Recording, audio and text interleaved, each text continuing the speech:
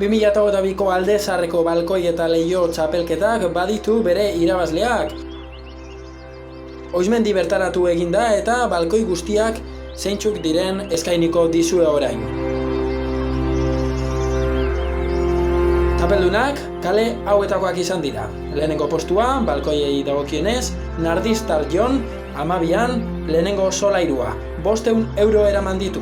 Eta bigarrena, Erremedio kalean dagoen 36. portalean, bigarren solairuan, 250 euro lortu dituena.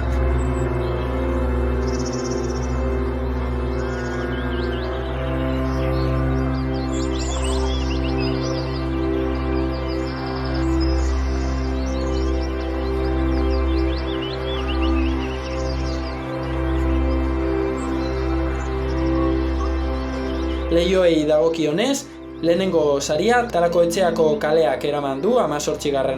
portala bigarren solairua 500 euroko sarian, eta bigarrena Arostegiko kalean dagoen 14. portalaren lehenengo eskerreko jabeak eraman du 250 euroko saria hain zuzen ere.